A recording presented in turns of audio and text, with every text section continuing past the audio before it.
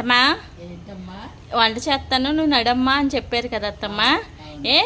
మీరు రాకుండా ఇక్కడ కౌరిలో పడిపోయారు. అదే కాళ్ళు ఎవరితోనైనా మాట్లాడితే ఏమంటారు మీరు? ఏమంటారు చెప్పండి అత్తమ్మ. అత్తగారు ఎవరన్నా గుమ్మలోకి వచ్చినప్పుడు మర్యాదగా మాట్లాడి వాళ్ళని సాగనంపే వరకు అత్తగారు రాకూడదు, కోళ్ళు చక్కబెట్టాలి. అదే కోళ్ళ ఊసులు చెప్పి అత్తగారు వెళ్ళి పని చేస్తే విరుద్ధంగా ఉంటది. మరి ఎవరన్నా ఇంటికి వచ్చినప్పుడు కోళ్ళు కూడా అలాగే సాంప్రదాయ ప్రకారంగా ఎవరన్నా ఇంటికి వచ్చినప్పుడు ఎంత పని ఉన్నా వదిలేసి అత్తగారు వాళ్ళని సాగనంపేంత వరకు వాళ్ళతో పాటు ఉండాలి. కోడలు మర్యాద కోసం టీ ఇచ్చేసి మర్యాదగా మాట్లాడి లోపలికి వెళ్ళిపోవాలి.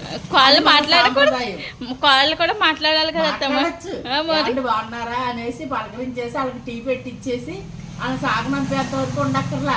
ఇదిగోండి పని చేస్తే వాళ్ళు ఏమనుకుంటారో చెప్పనా? వాళ్ళు కూడా చెప్పనే మరి పూర్తిగానే. కానీ ఈ మధ్యలో మాట్లాడుకో.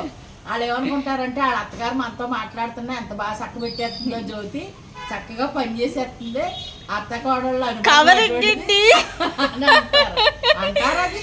పద్ధతి, నుంచి వచ్చే పద్ధతి అమ్మా. చూసారండి పద్ధతి అంటే కోడలు నోరు ఎలా నొక్కేసారండి.